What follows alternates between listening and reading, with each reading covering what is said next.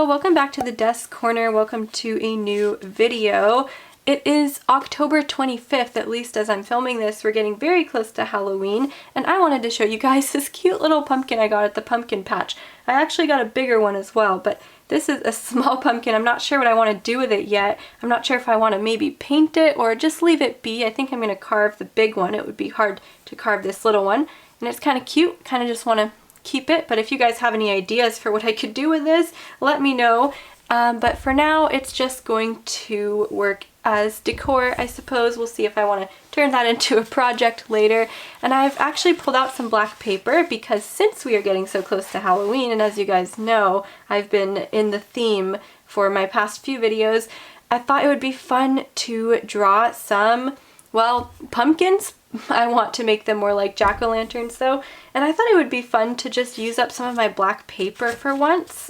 I promised myself so long ago that I would try and use more than just white paper, and I feel like it just sits for the most part. Before we get started, I'll show you guys which colored pencils I'm using, the Caran Pablos pencils, which are still fairly new, but I think they just have such a gorgeous color range, so I thought I would use probably mostly the colors from this tray here. And as some of you know, I am kind of on a mission to use my brighter colors more often, so this is a perfect excuse to use some of these brighter oranges and yellows that I normally wouldn't. So that being said, let's go ahead and get started sketching out some jack-o'-lanterns. So as I'm sketching this out, I thought I would explain to you guys what my vision for this piece was. I originally just wanted to sketch out some fun jack-o'-lantern faces and color them in yellow on black paper and just have it look really bright and fun. Then I decided that I actually wanted to sketch out the pumpkins too, but I didn't want it to just be a piece where the pumpkins are fully colored in and they stand out against black paper, but rather I wanted it to look like it was actually nighttime, and so you could only see the parts of the pumpkins that were reflecting in the light, and the part that of course is the brightest would be the jack-o'-lantern's face, which is lit by the candle on the inside. So I really tried to go for that nighttime effect, and I actually think that it worked out pretty well. At the beginning, it was a little nerve-wracking, but as the piece went on, it started to look more and more realistic, and I was very happy with it.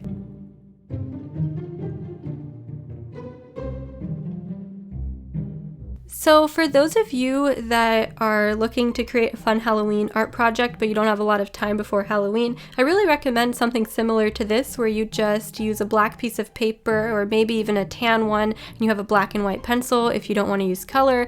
And if you are going to use black paper, just pull out some bright colors and create this nighttime scene, whether you're going to be drawing pumpkins or cats or whatever you might be drawing. I think this is a lot of fun and a quicker way to finish a project, and it does end up looking very spooky in the end result. You'll see as I'm coloring in the jack-o'-lantern's face, and I'm so glad I picked out the Pablos to do this drawing with because they just build up the intensity, the opacity of the colors so much more, and so much faster, I guess you could say, without really being too soft and too crumbly, which is something I don't like about certain pencil brands. But anyways, you could see that first jack-o'-lantern came out real spooky, and something I realized after I finished it was that I never drew in the top, like the lid, the part that you cut open to put the candle in, which means it's actually just a haunted pumpkin.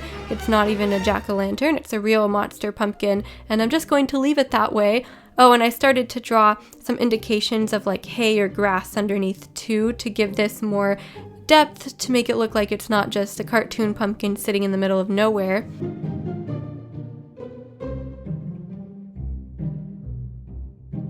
Moving on to the second pumpkin, I decided to make this one more like a vampire pumpkin. It's kind of just silly looking. It's not scary like the first one, and it has that lid on the top too, so we know it's no demon pumpkin creature. It's actually just a normal pumpkin carved into a jack-o'-lantern.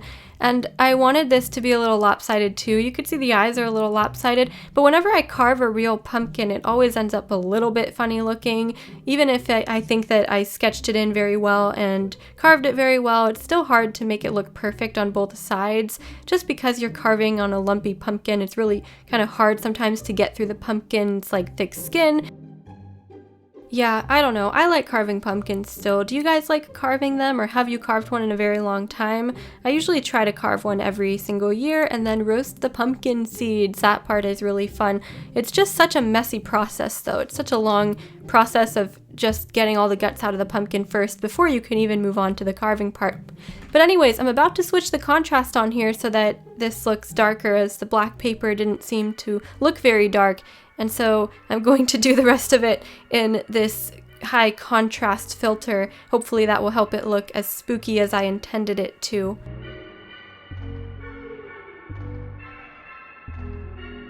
The third jack-o'-lantern is some kind of mixture between cute and spooky, I would say.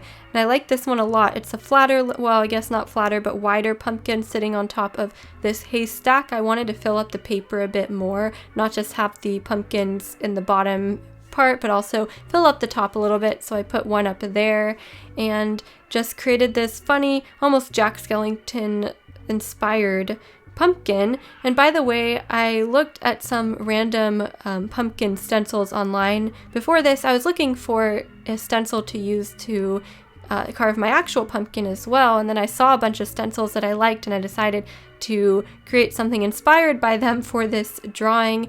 But I'm not sure if I'm actually going to create a jack-o'-lantern face like this on my pumpkin that I'm going to carve, or if I'm just going to do a fun design on it.